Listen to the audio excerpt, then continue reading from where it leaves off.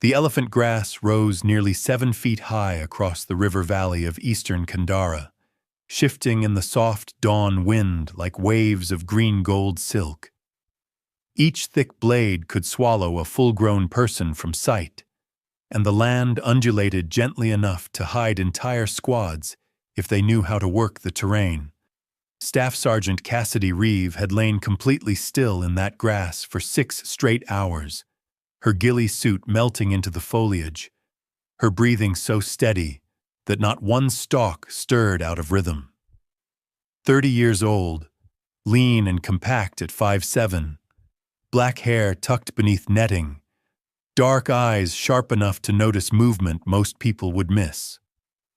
The M110 semi-auto sniper rifle rested beside her, an instrument few marksmen ever got to touch, let alone master. But Cassidy Reeve wasn't the average sniper. 200 meters ahead, a SEAL team advanced through a dry creek bed, conducting what was meant to be a simple recon run through militant-held jungle near the border. Lieutenant Commander Ethan Ward led the 4-man element with the calm confidence of countless successful missions. His men, Chief Petty Officer Logan Pierce, Petty Officer First Class Derek Cole, and Petty Officer Second Class Rafael Ortiz, moved with drilled precision, perfect spacing, rifles ready, eyes sweeping. Professionals who'd earned their tridents through grit and pain. They didn't know that for the last 2 days, Cassidy had been shadowing their patrol from 300 to 800 meters away, observing their routines and security habits, not as an enemy, but because that was her assignment. The SEALs believed they were on an independent mission, following intel from their own command. What they didn't realize was that their op had been folded into something bigger, requiring skills they didn't possess. A faint crackle buzzed in Cassidy's earpiece, the encrypted channel coming alive. Overwatch, this is Guardian Actual. SEAL element approaching waypoint Charlie. Confirm position. She tapped her throat mic with barely any pressure, her whisper soft and calm. Guardian Actual, Overwatch. Visual on SEAL element, 200 meters out, holding in tall grass. Grid November Delta 7432. Sector all clear. Copy Overwatch. Maintain surveillance, the voice replied. Intel reports hostile activity in the valley, but we don't have exact counts or locations. Keep those SEALs alive. Understood. Overwatch out. Cassidy slid her focus back to the field, her scope following the SEAL element as they threaded the dry creek bed below. She'd been doing this sort of work for 8 years, moving in the shadows while other units took the headlines. Some people called that niche Sentinel Guardian operations, a sniper who watched over assault teams without the teams ever knowing she was there, removing threats before they formed, giving overwatch from ranges that felt impossible. She'd run missions in Iraq, Syria, Yemen, and now Kandara. 143 confirmed kills, each one a danger stopped before it could reach the people she protected. The sun climbed, baking the valley into an oven despite all the green. Cassidy barely registered it. She'd trained her body to survive things that would break most people: dehydration, heat, cold, and the mental grind of total isolation. Those stresses were just part of the job. What mattered was keeping focus, holding that stillness that separates invisible from dead. She'd been picked for this program 8 years earlier after instructors at the Army Sniper School noticed something unusual in her scores. While others struggled past 800 meters, Cassidy nailed shots at 1,200. When they pushed her to 1,500 meters in wind and elevation tests, she adapted faster than anyone they'd seen. Her knack for reading ground, doing rapid ballistic math, and staying utterly calm under pressure made her stand out even among elite snipers. But marksmanship alone didn't explain it. Her psychological profile fit the work. Most people couldn't tolerate the isolation, the days or weeks alone in hostile terrain with zero backup, knowing that if things went wrong, nobody was coming. Cassidy thrived on that. She'd grown up in rural Montana, the child of a hunting guide who taught her how to track elk through mountain country and how to make clean, ethical, long-distance shots. Solitude didn't scare her. It centered her. The military saw someone unique and built an operational concept around those strengths. Top-tier training, cutting-edge gear, and the latitude to operate with minimal oversight. In return, she'd spent 8 years shielding American warriors who never knew she existed. At 10:47, the situation changed. Ethan Ward's team had crawled into a natural choke where the creek squeezed between two rocky spurs, choked with jungle vegetation. Good cover for direct fire, but limited sight of the surrounding ground. They stopped to check maps and prep the next move when Derek Cole suddenly froze, his hand snapping up in the universal danger signal. Cassidy saw it the same instant Cole did. Movement on the ridgeline to the east, maybe 1,500 meters from the SEAL's position. She eased the scope into position, the optics snapping the distant ridge into razor-sharp clarity. What she saw drained the color from her face. At least 20 militants moving with a level of tactical discipline that far outpaced local insurgents, emplacing positions along the ridge with overlapping arcs aimed straight into the creek bed. Heavy machine guns, RPGs, and at least 2 designated marksmen with Dragunov-style rifles were taking up firing points. This wasn't a random patrol tripping over Americans. It was a planned ambush, and the SEALs had wandered into the kill zone. Ethan saw it a heartbeat later. His voice came across the radio, controlled but urgent. "All stations, this is SEAL 1. We have eyes on enemy force. Approx 20 personnel, bearing 090, distance 1,500 meters. They're setting up an ambush. We need immediate fire support." Their Tactical Operations Center answered, "SEAL 1, Guardian Actual. Closest air support is 12 minutes out. Artillery is unavailable due to civilians in the area. You need to disengage and move to alternate extraction." "Guardian," Ethan shot back. "We're in a bottleneck with limited mobility. If we move, they'll see us in the open. If we stay, they'll pin us with superior numbers and firepower." His assessment was brutally accurate. They needed options that didn't end with them shredded. Cassidy was already working before the radio finished. She'd been here before. Friendly forces trapped, enemy at distance, no immediate support. Her hands ran by habit over the M110, checking the chamber, cross-checking her dope card for 2,500-meter engagements in the present wind, and settling into a posture built for sustained precision. The M110 wasn't meant for routine 2,500-meter shots. It's a semi-auto optimized to about 800 meters, maybe 1,000 in perfect conditions. 1,500 pushed it to the limit. But Cassidy had made shots at that range before.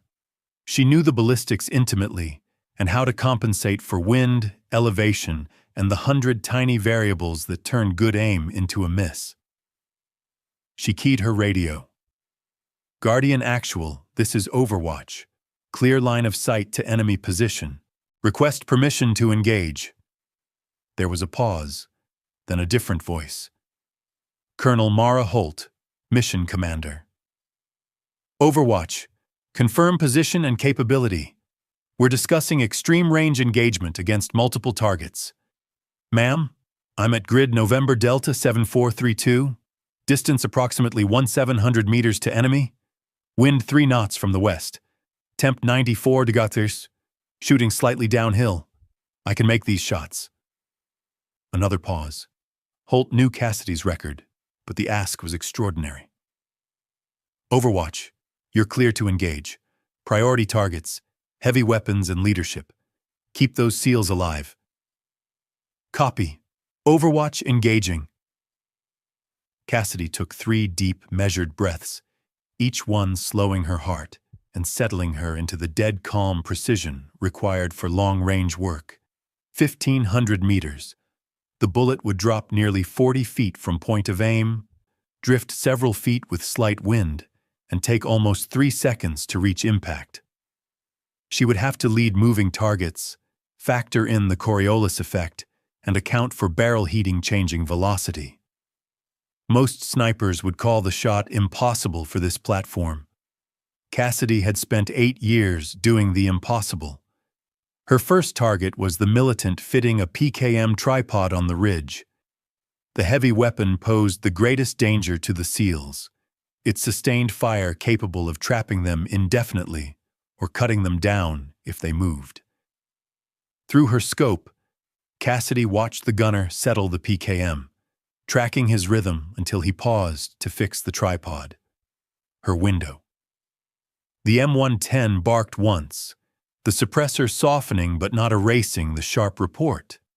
The round tore out at 2,800 feet per second, arcing across the valley in a clean curve of physics. 3 seconds later, the man dropped lifeless, strings cut, dead before he understood what hit him. The others froze, stunned and unsure where the shot had come from.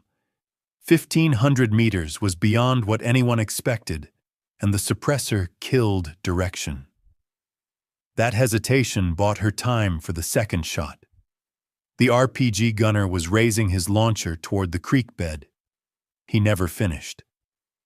Cassidy's next round hit center mass, sending him and the weapon tumbling back into stone. Panic spread. Fighters dove for cover, scanning for a phantom. Some fired blind, but none aimed anywhere near her. Distance and concealment kept her invisible. "SEAL 1, this is Overwatch," she radioed. "2 threats neutralized. Machine gun and RPG. Continuing engagement." Ethan's voice came back, incredulous. "Overwatch, we can't even see your muzzle flash. Where the hell are you?" "SEAL 1, that's classified," she replied calmly. "Stay low. Let me handle it." Her reticle was already finding a third target, a Dragunov marksman sweeping the valley with methodical patience. He was skilled, a real threat if he spotted her. She didn't give him that chance. One breath, one squeeze, he dropped backward, his rifle skittering down the rocks. The enemy line began to unravel, discipline collapsing under the terror of an unseen sniper killing from impossible range. Some militants fell back deeper into the jungle. Others threw up hasty defenses against a ghost they couldn't pinpoint. Cassidy worked through the rest with mechanical precision. The second Dragunov, a fighter barking orders, likely the squad leader, and another RPG man scrambling for position. Each shot was its own calculation. Wind, temperature, thermals twisting in the rising heat. Every variable accounted for. Her breathing stayed steady. Slow inhale, gradual exhale, pausing in that perfect stillness before the trigger break. Each recoil was almost a surprise, the bullet already in flight before thought returned. 15 minutes later, the valley was quiet. 8 enemies down, the rest scattered or wounded. The ambush that should have wiped the SEALs out was gone, dismantled piece by one unseen shooter at extreme range. "SEAL 1, this is Overwatch. Enemy element has broken contact. You're clear to move to your alternate extraction. I'll keep eyes on during your movement." Ethan's reply came after a long pause. "Overwatch. I've been doing this for 12 years and I've never seen shooting like that. Who the hell are you?" Cassidy allowed herself the faintest smile. "Someone who's very good at her job, SEAL 1. Now move your men before they regroup." The SEALs peeled out of the creek bed with textbook precision, bounding and covering as they advanced. Through her scope, Cassidy tracked them and scanned the terrain for any sign of renewed contact. She'd stay another hour at least. making sure they reached the pickup point before she exfiltrated. But the fight wasn't over.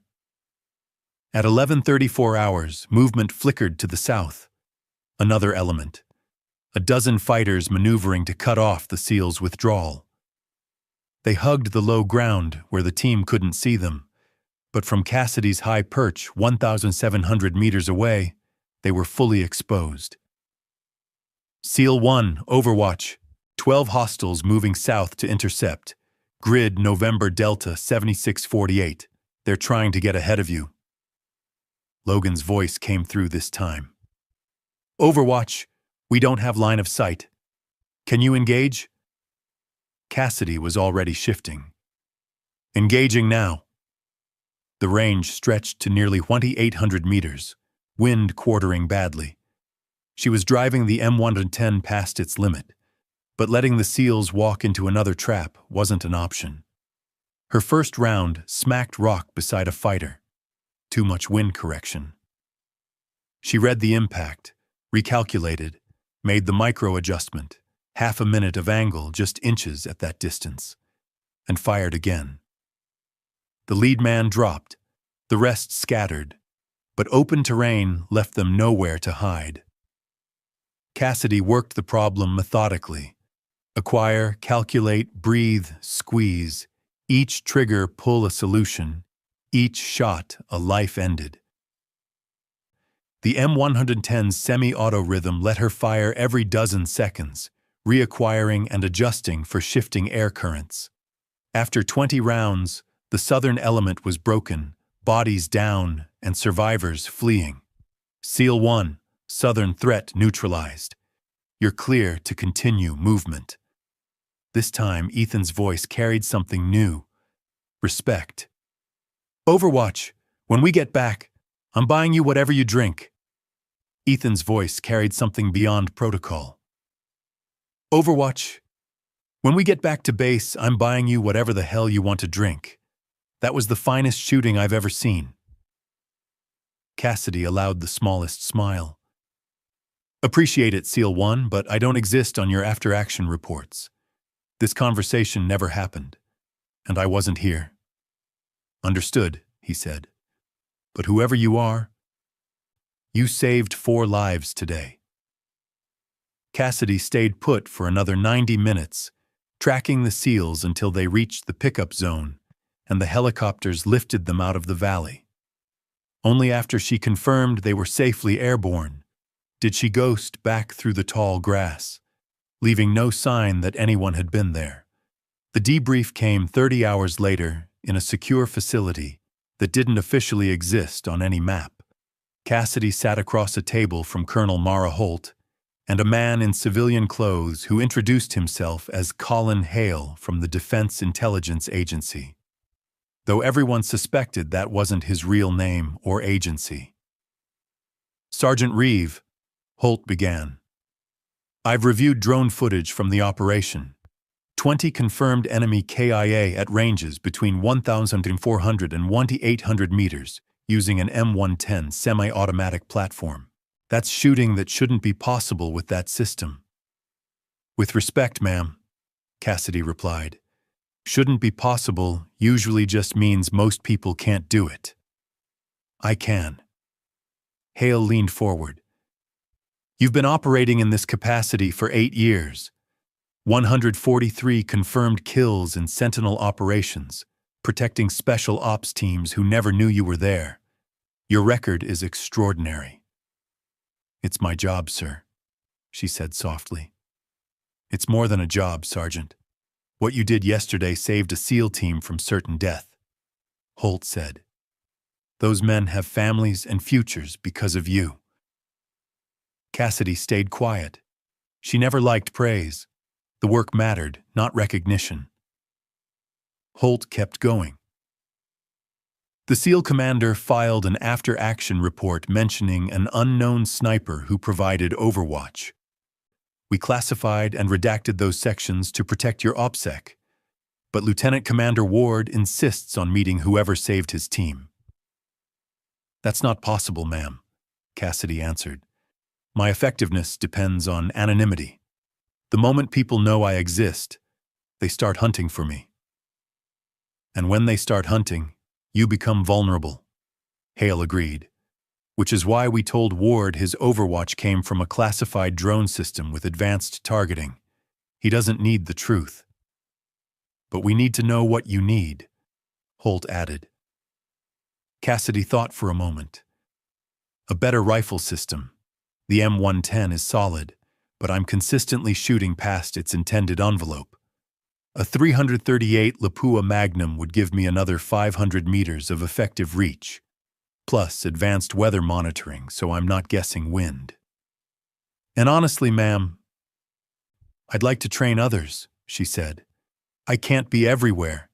If we had a cadre of Sentinel snipers, we could cover more ops and save more lives. Holt and Hale exchanged looks. We can authorize equipment upgrades immediately, Holt said. The training program is bigger, building a new course and finding candidates with the right profile. Start small, Cassidy suggested. Find 5 candidates who already have advanced sniper qualifications. I'll run them through 6 months of specialized training. If it works, expand. If it doesn't, you've only invested in 5 people. I'll get you authorization to start recruiting, Hale said. Cassidy was blunt. Understand that what you're proposing would formalize a capability that exists only because I exist. That creates expectations, requirements, bureaucracy. I get that, sir, Colin Hale replied. But the alternative is relying on one person to cover ops across multiple theaters. That's not sustainable. People die when you can't be everywhere. The meeting ended with approvals for equipment upgrades and conditional go-ahead to build a training pipeline. Cassidy left the secure facility already planning the next mission and the next team that would never know they'd been watched over. 6 weeks later, she was in rubble in Syria, lying inside what's left of a collapsed building while a Delta Force element hit an ISIS command node. The new rifle, a custom 338 Lapua Magnum with advanced glass, performed brilliantly past 2,000 meters. She cut down 3 fighters moving to flank the assault, and the Americans finished the raid without ever seeing her. Where the M110 had forced her to work at the ragged edge of its envelope, the 338 gave consistent accuracy to 1,800 meters and usable precision beyond 2,000.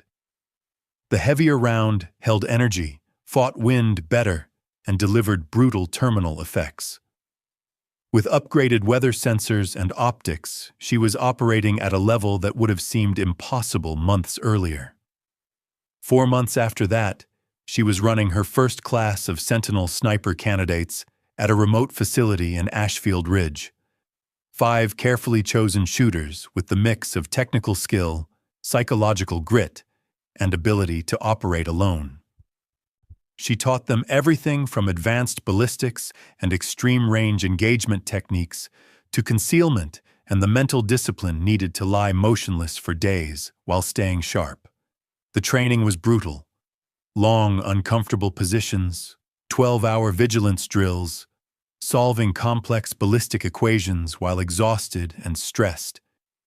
Because Guardian work demands a different mindset than conventional sniping. It wasn't hunting, it was protection, which sometimes meant the hardest call was choosing not to shoot when friendly risk was too high. 3 of the 5 graduated and deployed to separate theaters, each providing the same invisible overwatch Cassidy had pioneered. The capability expanded slowly and carefully, secrecy preserved because secrecy made it effective. 2 years later, Ethan Ward, now a commander, led a SEAL platoon through hostile ground in Yemen when his element took fire from an enemy force that should have torn them apart. His radio crackled with a familiar voice. "SEAL Actual, this is Overwatch. I have your position. Taking fire from bearing 045, distance 1,600 meters. Engaging threats." Ward never saw the shooter, and never learned it was one of Cassidy's trained guardians. but he knew someone far away had watched over his team with near supernatural ability. After the operation closed with no American casualties, he filed the standard after-action noting a classified Overwatch system. Somewhere else, a Sentinel sniper was already packing, moving to the next position to keep another team alive without them ever knowing. Cassidy Reeve kept operating for another 6 years before moving into full-time training and program management. By the time she retired, the Sentinel Sniper program had grown to 15 operators providing Overwatch for special operations across 6 combat zones. Her personal ledger read 143 confirmed kills, each one a threat removed before it could reach American forces. Yet she never met most of the people she'd saved. They never knew her name, never saw her face, never realized their successful missions depended on someone lying motionless in grass or rubble, making impossible shots at extreme distances while they did their jobs. Still, on nights she couldn't sleep, Cassidy would replay that day in the Kandara River Valley. The SEAL team that should have been destroyed, the shots she made at the edge of what seemed physically possible, and the 4 men who went home because she did her job perfectly. She remembered Ethan Ward's voice on the radio, disbelief braided with gratitude. The M110 kicking against her shoulder with every shot, the 3-second travel time before impact, and the quiet satisfaction of watching threats vanish before they could hurt the people she was protecting. She remembered the heat of the sun, the scent of the grass, and the absolute focus those shots demanded. And she remembered why she'd spent 8 years lying in tall grass doing work nobody thought possible. To protect people who would never know she existed. In the end, the work was what mattered. Not recognition or glory, but the knowledge that somewhere American warriors were coming home alive because she'd been there, unseen, always watching, ready to rise from the grass when they needed her most. Years later, when Cassidy spoke at a closed-door session for senior leadership about the Sentinel program, she kept her remarks short. The operators we protect are the tip of the spear. They take the dangerous missions and impossible objectives that end up in classified briefings. But every spear needs a shaft. Every sword needs a hand to wield it. We're not the warriors people celebrate. We're the shadows that keep those warriors alive long enough to become heroes. When a general asked what sustained her through the endless hours of isolation, she answered simply, "Every time I look through that scope and see Americans doing their jobs downrange, I remember they're somebody's son, somebody's daughter, somebody's parent, people waiting for them to come home. My job is making sure that happens," she said. "That's all the motivation I've ever needed." The Sentinel program continued to expand after her retirement, but every operator who passed through the course learned her central truth. The best shot is the one the enemy never sees coming, and the best operation is the one where the people you protect never know you were there. The wolf doesn't announce itself to the sheep. It simply does what wolves do when sheep need protecting. Sometimes the most important victories are the ones nobody ever knows happened. Subscribe to Old Bill's Tales,